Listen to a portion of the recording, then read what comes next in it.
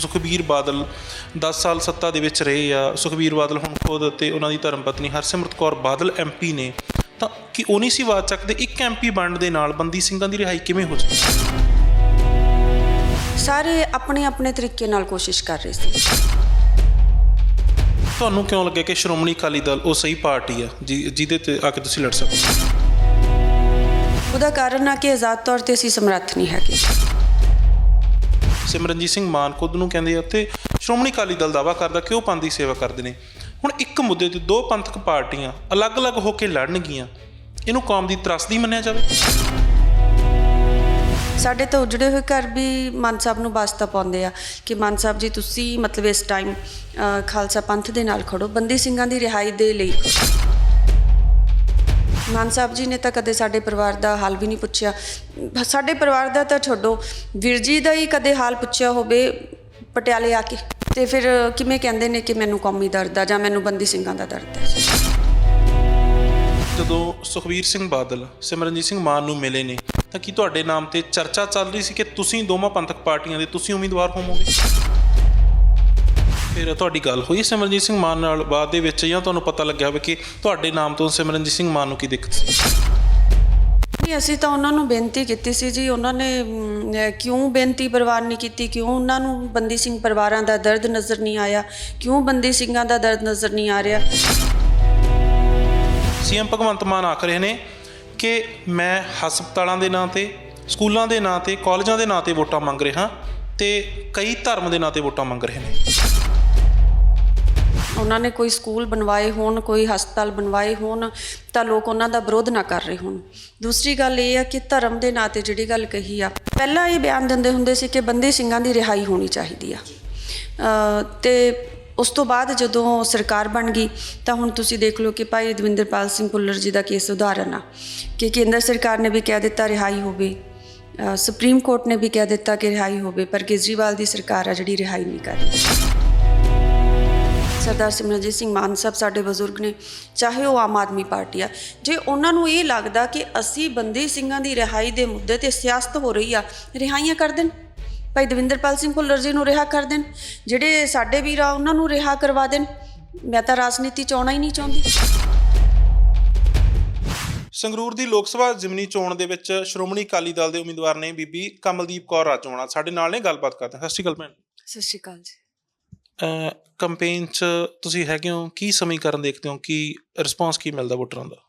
ਦੇਖੋ, ਅਸੀਂ ਤਾਂ ਮਤਲਬ ਬੰਦੀ ਸਿੰਘਾਂ ਦੀ ਰਿਹਾਈ ਦੇ ਲਈ ਲੋਕਾਂ ਦੇ ਵਿੱਚ ਜਾ ਰਹੇ ਹਾਂ, ਉਹ ਸੁਨੇਹਾ ਲੈ ਕੇ ਜਾ ਰਹੇ ਹਾਂ ਕਿ ਜੋ ਬੇਇਨਸਾਫੀ ਸਾਡੇ ਨਾਲ ਹੋਈ ਆ, ਅਤੇ ਜਦੋਂ ਅਸੀਂ ਲੋਕਾਂ ਦੇ ਵਿੱਚ ਜਾਂਦੇ ਹਾਂ ਤਾਂ ਲੋਕ ਬੰਦੀ ਸਿੰਘਾਂ ਦੇ ਦਰਦ ਨੂੰ ਵੀ ਮਹਿਸੂਸ ਕਰਦੇ ਨੇ, ਬੰਦੀ ਸਿੰਘਾਂ ਦੇ ਪਰਿਵਾਰਾਂ ਦੇ ਦਰਦ ਨੂੰ ਵੀ ਮਹਿਸੂਸ ਕਰਦੇ ਨੇ। ਜਿਹੜੀ ਸਾਡੇ ਨਾਲ ਇੰਨੀ ਬੇਇਨਸਾਫੀ ਹੋਈ ਆ ਕਿ 25-25 30-30 ਸਾਲਾਂ ਤੋਂ 32 ਸਾਲਾਂ ਤੋਂ ਜੇਲ੍ਹ ਦੇ ਵਿੱਚ ਨੇ, ਉਸ ਦਰਦ ਨੂੰ ਮਹਿਸੂਸ ਕਰਦੇ ਹੋਏ ਲੋਕ ਸਾਡਾ ਮਤਲਬ ਕਿ ਸਾਥ ਦੇਣ ਦਾ ਵਾਅਦਾ ਕਰ ਰਹੇ ਜੀ। ਬੜਾ ਲੰਮਾ ਸਮੇਂ ਤੋਂ ਪਰਿਵਾਰ ਨੇ ਜੋ ਦੇਖਿਆ, ਜੋ ਕੌਮ ਲਈ ਕੀਤਾ, ਤੁਹਾਨੂੰ ਲੱਗਦਾ ਵੀ ਅੱਜ ਤੱਕ ਕੌਮ ਨੇ ਉਸ ਦਾ ਸਾਥ ਦਿੱਤਾ ਅਤੇ ਇਸ ਇਲੈਕਸ਼ਨ ਦੇ ਵਿੱਚ ਵੀ ਉਹ ਤੁਹਾਡੇ ਨਾਲ ਹੋਣਗੇ? ਦੇਖੋ, ਜੋ ਕੁਛ ਵੀ ਬੰਦੀ ਸਿੰਘਾਂ ਨੇ ਕੀਤਾ ਜਾਂ ਬੰਦੀ ਸਿੰਘਾਂ ਦੇ ਪਰਿਵਾਰਾਂ ਨੇ ਕੀਤਾ, ਅਸੀਂ ਇਹ ਸੋਚਦੇ ਹਾਂ ਕਿ ਉਹ ਅਸੀਂ ਆਪਣੇ ਕੌਮ ਪ੍ਰਤੀ ਫਰਜ਼ ਨਿਭਾਏ, ਬੰਦੀ ਸਿੰਘਾਂ ਨੇ ਆਪਣੇ ਕੌਮ ਪ੍ਰਤੀ ਫਰਜ਼ ਨਿਭਾਏ। ਅਸੀਂ ਇਹੀ ਬੇਨਤੀ ਸਾਰੇ ਧਰਮਾਂ ਵਰਗਾਂ ਨੂੰ ਕਰਦੇ ਹਾਂ, ਆਪਣੇ ਖਾਲਸਾ ਪੰਥ ਨੂੰ ਕਰਦੇ ਹਾਂ ਕਿ ਉਹਨਾਂ ਨੇ ਤਾਂ ਆਪਣੇ ਕੌਮੀ ਫਰਜ਼ ਨਿਭਾ ਦਿੱਤੇ ਨੇ, ਅਤੇ ਹੁਣ ਮਤਲਬ ਕਿ ਕੌਮ ਦੀ ਇਹ ਵਾਰੀ ਆ ਕਿ ਕੌਮੀ ਫਰਜ਼ ਨਿਭਾਏ। ਮੈਂ ਤਾਂ ਇੱਥੇ ਇਹ ਕਹਿੰਦੀ ਹਾਂ ਕਿ ਅੱਜ ਅਸੀਂ ਜਦੋਂ ਗਏ ਸੀ ਤਾਂ ਅਸੀਂ ਇਹ ਵੀ ਕਿਹਾ ਸੀ ਕਿ ਜਿਸ ਤਰ੍ਹਾਂ ਸ਼ਹੀਦ ਸਰਦਾਰ ਊਧਮ ਸਿੰਘ ਜੀ ਨੇ ਜ਼ੁਲਮ ਦੇ ਖਿਲਾਫ ਜਾ ਕੇ ਦੂਜੇ ਦੇਸ਼ ਦੀ ਧਰਤੀ 'ਤੇ ਜਾ ਕੇ ਵੀ ਬਦਲਾ ਲਿਆ, ਆਪਣੇ ਫਰਜ਼ ਨਿਭਾਏ, ਇਸੇ ਤਰ੍ਹਾਂ ਸਾਡੇ ਬੰਦੀ ਸਿੰਘ ਵੀਰਾਂ ਨੇ ਜੋ ਵੀ ਕੀਤਾ ਉਸ ਜ਼ਬਰ ਜ਼ੁਲਮ ਦੇ ਖਿਲਾਫ ਕੀਤਾ, ਅਤੇ ਉਹਦੀਆਂ ਬਣਦੀਆਂ ਸਜ਼ਾਵਾਂ ਤੋਂ ਕਿਤੇ ਵੱਧ ਸਜ਼ਾਵਾਂ ਕੱਟ ਚੁੱਕੇ ਆ। ਅਤੇ ਇਸ ਲਈ ਅਸੀਂ ਲੋਕਾਂ ਦੇ ਕੋਲ ਜਾ ਰਹੇ ਹਾਂ ਕਿ ਸਾਰੇ ਇਕੱਠੇ ਹੋ ਕੇ ਆਪਾਂ ਦਿੱਲੀ ਨੂੰ ਇੱਕ ਸੁਨੇਹਾ ਦੇਈਏ, ਕੇਂਦਰ ਸਰਕਾਰ ਨੂੰ ਸੁਨੇਹਾ ਦੇਈਏ ਕਿ ਬੰਦੀ ਸਿੰਘਾਂ ਦੀ ਰਿਹਾਈ ਹੋ ਸਕੇ। ਅੱਛਾ ਭੈਣ ਜੀ, ਇਸ ਇਲੈਕਸ਼ਨ ਦੇ ਵਿੱਚ ਇਸ ਚੀਜ਼ ਅਕਾਲੀ ਦਲ ਨੂੰ ਬੜਾ ਟਾਰਗੇਟ ਕੀਤਾ ਜਾ ਰਿਹਾ ਕਿ ਇੱਕ ਇਲੈਕਸ਼ਨ ਨੂੰ ਇੱਕ ਮੁੱਦੇ 'ਤੇ ਫੋਕਸ ਕਿਉਂ ਰੱਖ ਦਿੱਤਾ ਗਿਆ ਕਿ ਅੱਜ ਤੋਂ ਪਹਿਲਾਂ ਬੰਦੀ ਸਿੰਘਾਂ ਦੀ ਰਿਹਾਈ ਨਹੀਂ ਸੀ ਸੰਭਵ? ਜਦੋਂ ਸੁਖਬੀਰ ਬਾਦਲ 10 ਸਾਲ ਸੱਤਾ ਦੇ ਵਿੱਚ ਰਹੇ ਆ, ਸੁਖਬੀਰ ਬਾਦਲ ਹੁਣ ਖੁਦ ਅਤੇ ਉਹਨਾਂ ਦੀ ਧਰਮ ਪਤਨੀ ਹਰਸਿਮਰਤ ਕੌਰ ਬਾਦਲ MP ਨੇ, ਤਾਂ ਕਿ ਉਹ ਨਹੀਂ ਸੀ ਆਵਾਜ਼ ਚੱਕਦੇ ਇੱਕ MP ਬਣਨ ਦੇ ਨਾਲ ਬੰਦੀ ਸਿੰਘਾਂ ਦੀ ਰਿਹਾਈ ਕਿਵੇਂ ਹੋ ਜਾਏਗੀ? ਦੇਖੋ, ਮੈਂ ਕਹਾਂਗੀ ਕਿ ਲੰਮੇ ਸਮੇਂ ਤੋਂ ਸਾਰੀਆਂ ਧਾਰਮਿਕ ਜਥੇਬੰਦੀਆਂ, ਪੰਥਕ ਜਥੇਬੰਦੀਆਂ ਸਾਰੇ ਆਪਣੇ-ਆਪਣੇ ਤਰੀਕੇ ਨਾਲ ਕੋਸ਼ਿਸ਼ ਕਰ ਰਹੇ ਸੀ। ਬਹੁਤ ਸਾਰੀਆਂ ਜਥੇਬੰਦੀਆਂ ਨੇ ਉਹ ਆਪਣੇ ਤਰੀਕੇ ਨਾਲ ਕੋਸ਼ਿਸ਼ ਕਰ ਰਹੀਆਂ ਨੇ। ਪਰ ਇਸ ਵਾਰ ਇਹ ਸੀਗਾ ਕਿ ਜਦੋਂ ਕੋਈ ਵੀ ਜਥੇਬੰਦੀ ਸਫਲ ਨਹੀਂ ਹੋ ਰਹੀ ਸੀਗੀ, ਤਾਂ ਸ਼੍ਰੀ ਅਕਾਲ ਤਖ਼ਤ ਸਾਹਿਬ ਜੀ ਨੇ ਇਹ ਆਦੇਸ਼ ਦਿੱਤਾ ਸੀਗਾ ਕਿ ਸਾਰੇ ਪੰਥ ਇਕੱਠਾ ਹੋਵੇ ਤੇ ਬੰਦੀ ਸਿੰਘਾਂ ਦੀ ਰਿਹਾਈ ਦੇ ਲਈ ਇੱਕ ਹੰਭਲਾ ਮਾਰਿਆ ਜਾਵੇ। ਤੇ ਜਦੋਂ ਉਹਨਾਂ ਨੇ ਮਤਲਬ ਆਦੇਸ਼ ਦਿੱਤਾ ਸੀਗਾ, ਉਦੋਂ ਹੀ ਫਿਰ ਇਹ ਜ਼ਿਮਨੀ ਚੋਣਾਂ ਆ ਗਈਆਂ। ਫਿਰ ਸਿੰਘ ਸਾਹਿਬ ਜੀ ਨੇ ਆਦੇਸ਼ ਦਿੱਤਾ ਕਿ ਜਿਹੜੀਆਂ ਜ਼ਿਮਨੀ ਚੋਣਾਂ ਨੇ ਇਹਦੇ ਵਿੱਚ ਬੰਦੀ ਸਿੰਘਾਂ ਦੇ ਪਰਿਵਾਰਾਂ ਚੋਂ ਕਿਸੇ ਨੂੰ ਚੋਣ ਲੜਾਈ ਜਾ ਸਕੇ, ਤਾਂ ਕਿ ਬੰਦੀ ਸਿੰਘਾਂ ਦੇ ਪਰਿਵਾਰਾਂ ਚੋਂ ਮਤਲਬ ਕਿ ਇੱਕ ਸੁਨੇਹਾ ਦਿੱਤਾ ਜਾ ਸਕੇ ਕੇਂਦਰ ਸਰਕਾਰ ਨੂੰ। ਜਿਹੜੇ ਲੋਕ ਵੀ ਇਹ ਗੱਲ ਕਹਿੰਦੇ ਨੇ ਕਿ ਇੱਕ ਐਮਪੀ ਕਿਵੇਂ ਜਾ ਕੇ ਬੰਦੀ ਸਿੰਘਾਂ ਦੀ ਰਿਹਾਈ ਕਰਵਾਏਗਾ, ਤਾਂ ਉਹਨਾਂ ਨੂੰ ਸਭ ਤੋਂ ਪਹਿਲੇ ਤਾਂ ਇਹ ਚੀਜ਼ ਕਹਿਣਾ ਚਾਹੁੰਦੇ ਹਾਂ ਕਿ ਵੋਟਾਂ ਦੇ ਕਾਰਨ ਹੀ ਸਾਡੇ ਬੰਦੀ ਸਿੰਘਾਂ ਦੀ ਰਿਹਾਈ ਨਹੀਂ ਕਰ ਰਹੇ। ਤੇ ਸਭ ਤੋਂ ਵੱਡੀ ਗੱਲ ਕਿ ਜਦੋਂ ਬੰਦੀ ਸਿੰਘਾਂ ਦੇ ਪਰਿਵਾਰਾਂ ਚੋਂ ਜਾਏਗਾ, ਤਾਂ ਪਹਿਲੀ ਗੱਲ ਤਾਂ ਦਿੱਲੀ ਨੂੰ ਇੱਕ ਸੁਨੇਹਾ ਹੋਏਗਾ, ਕਿਉਂਕਿ ਇਹ ਜਿਹੜੀ ਚੋਣ ਆ ਸਿਰਫ ਬੰਦੀ ਸਿੰਘਾਂ ਦੀ ਰਿਹਾਈ ਦੇ ਮੁੱਦੇ ਤੇ ਲੜੀ ਜਾ ਰਹੀ ਆ। ਸਭ ਤੋਂ ਪਹਿਲੀ ਗੱਲ ਤਾਂ ਇਹ ਹੈ ਕਿ ਇਹਦੇ ਨਾਲ ਬੰਦੀ ਸਿੰਘਾਂ ਦੀ ਰਿਹਾਈ ਦਾ ਮੁੱਦਾ ਕੋਈ ਵੀ ਰਾਜਨੀਤਿਕ ਪਾਰਟੀ ਬੰਦੀ ਸਿੰਘਾਂ ਦੀ ਗੱਲ ਨਹੀਂ ਸੀ ਕਰ ਰਹੀ, ਇਸ ਬੇਇਨਸਾਫੀ ਦੀ ਗੱਲ ਨਹੀਂ ਸੀ ਕਰ ਰਹੀ। ਪਹਿਲੀ ਗੱਲ ਤਾਂ ਇਹ ਹੈ ਕਿ ਬੰਦੀ ਸਿੰਘਾਂ ਦੇ ਮੁੱਦੇ ਨੂੰ ਲੈ ਕੇ ਚੱਲਣ ਨਾਲ ਹੀ ਸਾਰੇ ਲੋਕਾਂ ਦੇ ਵਿੱਚ, ਪੂਰੇ ਦੇਸ਼ ਦੇ ਸਾਰੇ ਕਿਤੇ ਇਹ ਮੁੱਦਾ ਉਠਾਇਆ ਗਿਆ ਗਾ। ਤੇ ਦੂਸਰੀ ਗੱਲ ਇਹ ਹੈ ਕਿ ਇਹਦੇ ਨਾਲ ਕੇਂਦਰ ਸਰਕਾਰ ਨੂੰ ਇੱਕ ਸੁਨੇਹਾ ਜਾਏਗਾ ਕਿ ਜਿਹੜੇ ਸਾਰੇ ਧਰਮਾਂ ਵਰਗਾਂ ਦੇ ਲੋਕ ਆ ਉਹ ਬੰਦੀ ਸਿੰਘਾਂ ਦੀ ਰਿਹਾਈ ਚਾਹੁੰਦੇ ਆ ਜੀ। ਤੇ ਸਭ ਤੋਂ ਵੱਡੀ ਗੱਲ ਇੱਕ ਸੁਨੇਹਾ ਦੇਣ ਦੀ ਆ। ਤੇ ਦੂਸਰੀ ਗੱਲ ਇਹ ਹੈ ਕਿ ਜਿਹੜਾ ਬੰਦੀ ਸਿੰਘਾਂ ਦੇ ਪਰਿਵਾਰਾਂ ਚੋਂ ਆ ਜਿਹਨੇ ਇਹ ਦਰਦ ਹੰਢਾਇਆ ਗਾ, ਜਦ ਉਹ ਪਾਰਲੀਮੈਂਟ 'ਚ ਬੋਲੇਗਾ ਤਾਂ ਉਹਦੇ ਸਾਡੇ ਉਜੜੇ ਹੋਏ ਘਰਾਂ ਦੇ ਦਰਦ ਬੋਲਣਗੇ। ਸਾਡੇ ਬੰਦੀ ਸਿੰਘ ਵੀਰਾਂ ਦਾ ਜਿਹੜਾ ਦਰਦ ਉਹਨਾਂ ਨੇ ਜੇਲ੍ਹ 'ਚ ਹੰਢਾਇਆ, ਜੋ ਅਸੀਂ ਆਪਣੀ ਅੱਖਾਂ ਦੇ ਨਾਲ ਦੇਖਿਆ ਗਾ, ਜੋ ਪਰਿਵਾਰਾਂ ਨੇ ਮੁਲਾਕਾਤਾਂ ਕਰਕੇ ਦਰਦ ਹੰਢਾਇਆ, ਉਹ ਸਾਰੇ ਦਰਦ ਬੋਲਣਗੇ। ਜੋ ਸਾਡੀ ਕੌਮ ਤੇ ਜ਼ਬਰ ਜ਼ੁਲਮ ਹੋਇਆ, ਬੇਇਨਸਾਫੀਆਂ ਹੋਈਆਂ, ਉਹ ਸਾਰੀਆਂ ਬੋਲਣਗੀਆਂ ਜੀ। ਤੇ ਤੁਹਾਨੂੰ ਕਿਉਂ ਲੱਗਿਆ ਕਿ ਸ਼੍ਰੋਮਣੀ ਅਕਾਲੀ ਦਲ ਉਹ ਸਹੀ ਪਾਰਟੀ ਆ ਜਿਹਦੇ ਤੇ ਆ ਕੇ ਤੁਸੀਂ ਲੜ ਸਕਦੇ ਹੋ? ਦੇਖੋ, ਸ਼੍ਰੀ ਅਕਾਲ ਤਖ਼ਤ ਸਾਹਿਬ ਜੀ ਸਾਡੀ ਸਰਵਉੱਚ ਅਦਾਲਤ ਨੇ, ਤੇ ਵੀਰ ਜੀ ਰਾਜੋਆਣਾ ਜੀ ਸ਼੍ਰੀ ਅਕਾਲ ਤਖ਼ਤ ਸਾਹਿਬ ਜੀ ਨੂੰ ਸਮਰਪਿਤ ਨੇ। ਮੈਂ ਤਾਂ ਕਹਾਂਗੀ ਹਰ ਸੱਚਾ ਸਿੱਖ ਸ਼੍ਰੀ ਅਕਾਲ ਤਖ਼ਤ ਸਾਹਿਬ ਨੂੰ ਸਮਰਪਿਤ ਆ। ਸ਼੍ਰੋਮਣੀ ਗੁਰਦੁਆਰਾ ਪ੍ਰਬੰਧਕ ਕਮੇਟੀ ਸਾਡੀ ਸੰਸਥਾ ਗੀ, ਸੰਸਥਾਵਾਂ ਨੇ ਸਾਡੀਆਂ। ਤੇ ਜਿਹੜੀ ਸ਼੍ਰੋਮਣੀ ਅਕਾਲੀ ਦਲ ਆ ਉਹਦੀ ਵੀ ਜਿਹੜੀ ਜਨਮ ਆ ਸ਼੍ਰੀ ਅਕਾਲ ਤਖ਼ਤ ਸਾਹਿਬ ਜੀ ਤੋਂ ਉੱਥੋਂ ਹੀ ਹੋਇਆ ਗਾ ਜੀ। ਸਾਡੀਆਂ ਇਹ ਤਿੰਨ ਸੰਸਥਾਵਾਂ ਨੇ ਜੋ ਹਮੇਸ਼ਾ ਮਤਲਬ ਕਿ ਸਾਡੇ ਸਿੱਖਾਂ ਦੇ ਜਿਹੜੇ ਮੁੱਦੇ ਆ ਆਪਣੇ ਸ਼੍ਰੋਮਣੀ ਗੁਰਦੁਆਰਾ ਪ੍ਰਬੰਧਕ ਕਮੇਟੀ, ਸ਼੍ਰੋਮਣੀ ਅਕਾਲੀ ਦਲ ਰੱਖਦਾ ਆਇਆ ਜੀ। ਤੇ ਸ਼੍ਰੀ ਅਕਾਲ ਤਖ਼ਤ ਸਾਹਿਬ ਜੀ ਤੇ ਤਾਂ ਹਰ ਸੱਚੇ ਸਿੱਖ ਦਾ ਸਿਰ ਝੁਕਦਾ ਜੀ। ਅੱਛਾ, ਇਹਦੇ ਵਿੱਚ ਹੁਣ ਨਾਲ ਜ਼ਿਕਰ ਇਹ ਵੀ ਹੁੰਦਾ ਹੈ ਕਿ ਬਸ ਇਹ ਦੋ ਪੰਥਕ ਪਾਰਟੀਆਂ, ਸਿਮਰਨਜੀਤ ਸਿੰਘ ਮਾਨ ਖੁਦ ਨੂੰ ਕਹਿੰਦੇ ਆ ਤੇ ਸ਼੍ਰੋਮਣੀ ਅਕਾਲੀ ਦਲ ਦਾਅਵਾ ਕਰਦਾ ਕਿ ਉਹ ਪੰਥ ਦੀ ਸੇਵਾ ਕਰਦੇ ਨੇ। ਹੁਣ ਇੱਕ ਮੁੱਦੇ ਤੇ ਦੋ ਪੰਥਕ ਪਾਰਟੀਆਂ ਅਲੱਗ-ਅਲੱਗ ਹੋ ਕੇ ਲੜਨਗੀਆਂ, ਇਹਨੂੰ ਕੌਮ ਦੀ ਤਰਾਸਦੀ ਮੰਨਿਆ ਜਾਵੇ? ਦੇਖੋ, ਇਹਦੇ ਤੇ ਤਾਂ ਸਿੰਘ ਸਾਹਿਬ ਜੀ ਦਾ ਬਿਆਨ ਵੀ ਆਇਆ ਸੀਗਾ ਛੇਵੇਂ ਪਾਤਸ਼ਾਹ ਬੰਦੀ ਛੋੜ ਦਾਤਾ ਜੀ ਦੇ ਪ੍ਰਕਾਸ਼ ਪੁਰਬ ਤੇ।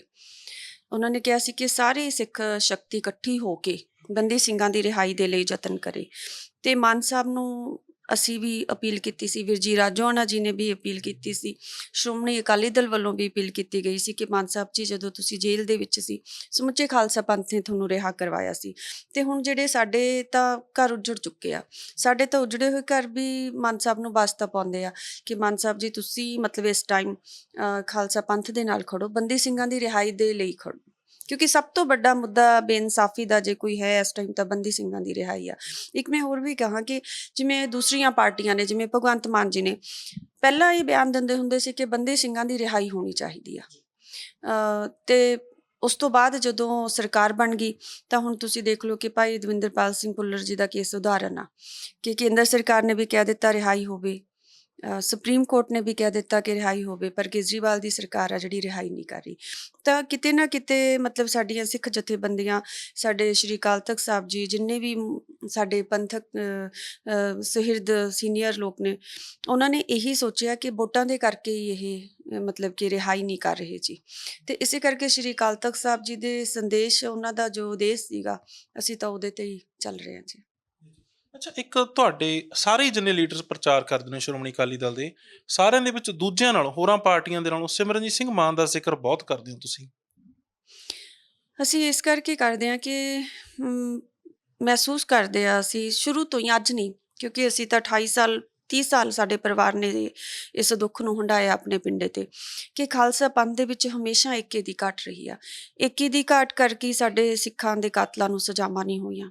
ਤੇ ਇਸੇ ਏਕੇ ਦੀ ਘਾਟ ਕਰਕੇ ਸਾਡੇ ਬੰਦੀ ਸਿੰਘਾਂ ਦੀ ਰਿਹਾਈ ਨਹੀਂ ਹੋ ਰਹੀ। ਇੱਥੇ ਮਾਨ ਸਾਹਿਬ ਜੀ ਤੇ ਮੈਂ ਇੱਕ ਗੱਲ ਕਹਿਣਾ ਚਾਹਾਂਗੀ ਵੀ ਮਾਨ ਸਾਹਿਬ ਜੀ ਕਹਿੰਦੇ ਨੇ ਮੈਂ ਬਾਕੀ ਬੰਦੀ ਸਿੰਘਾਂ ਨੂੰ ਮਿਲਦਾ, ਮੈਂ ਬੰਦੀ ਸਿੰਘਾਂ ਨੂੰ ਇਸ ਤਰ੍ਹਾਂ ਕਰਦਾ। ਮੈਨੂੰ ਤਾਂ ਇੰਨਾ ਪਤਾ ਜੀ ਕਿ ਮੇਰੇ ਜਿਹੜੇ ਵੀਰ ਜੀ ਰਾਜੋਆਣਾ ਜੀ ਨੇ ਫਾਂਸੀ ਦੇ ਤਖਤੇ ਤੇ ਖੜੇ ਨੇ, 15 ਸਾਲਾਂ ਤੋਂ ਫਾਂਸੀ ਚੱਕੀ ਦੇ ਵਿੱਚ ਨੇ।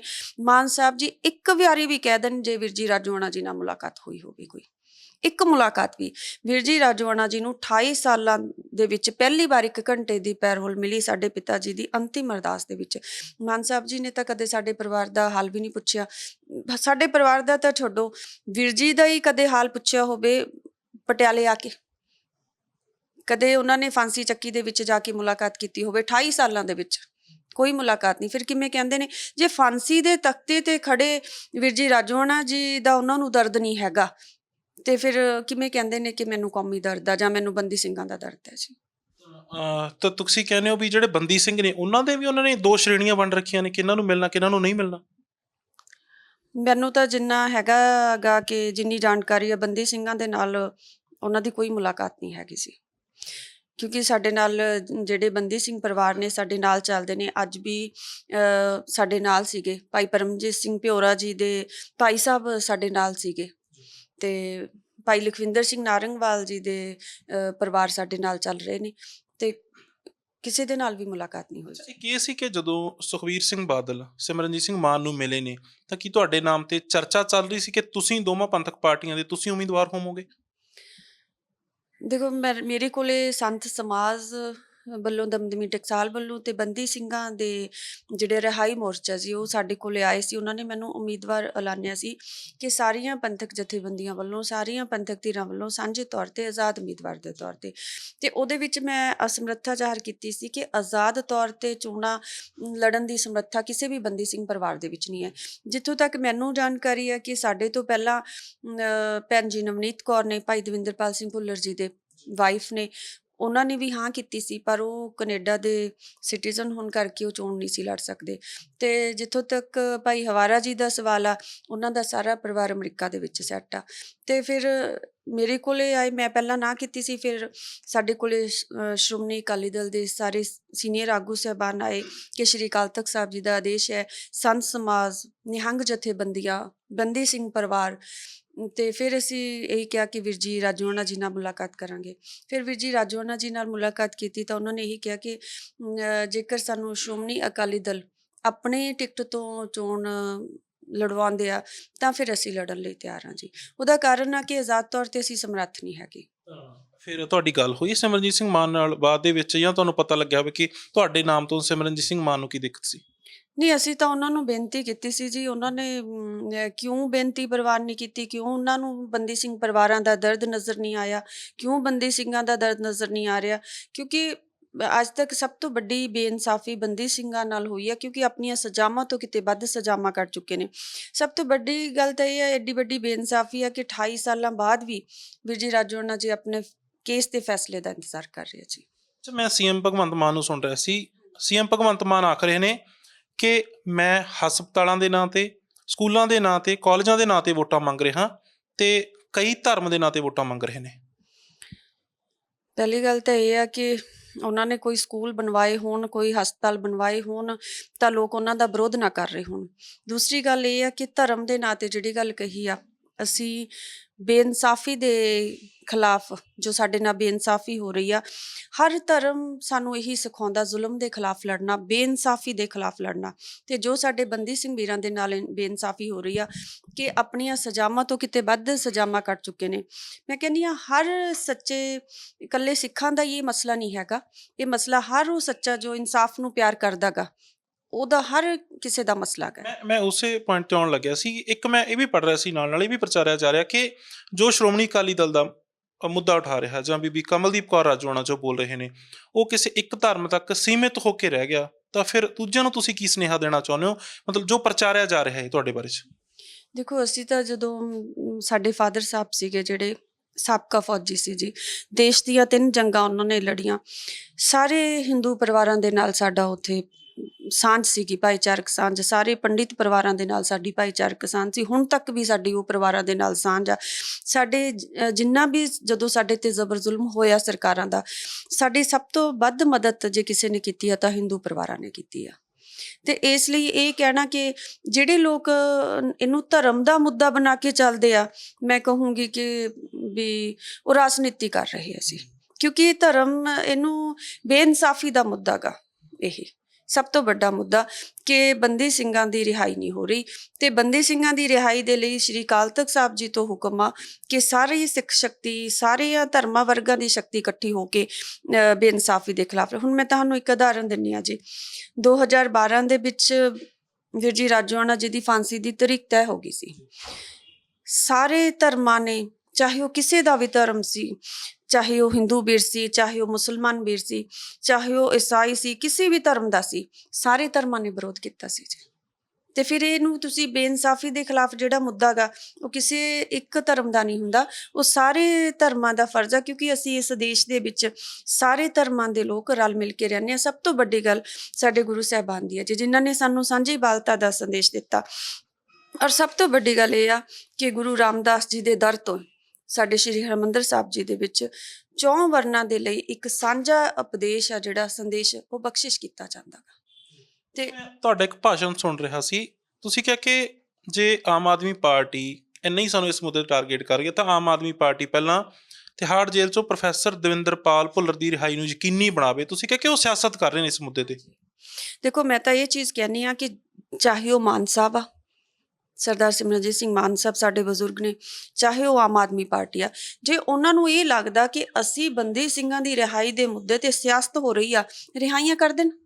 ਭਾਈ ਦਵਿੰਦਰਪਾਲ ਸਿੰਘ ਭੁੱਲਰ ਜੀ ਨੂੰ ਰਿਹਾ ਕਰ ਦੇਣ, ਜਿਹੜੇ ਸਾਡੇ ਵੀਰ ਆ ਉਹਨਾਂ ਨੂੰ ਰਿਹਾ ਕਰਵਾ ਦੇਣ। ਮੈਂ ਤਾਂ ਰਾਜਨੀਤੀ 'ਚ ਆਉਣਾ ਹੀ ਨਹੀਂ ਚਾਹੁੰਦੀ। ਮੈਂ ਤਾਂ ਰਾਜਨੀਤੀ 'ਚ ਸ਼੍ਰੀ ਅਕਾਲ ਤਖ਼ਤ ਸਾਹਿਬ ਜੀ ਦੇ ਹੁਕਮ ਦੇ ਨਾਲ ਆਈ ਹਾਂ ਕਿ ਬੰਦੀ ਸਿੰਘਾਂ ਦੀ ਰਿਹਾਈ ਦੇ ਲਈ ਸੰਘਰਸ਼ ਕੀਤਾ ਜਾਵੇ।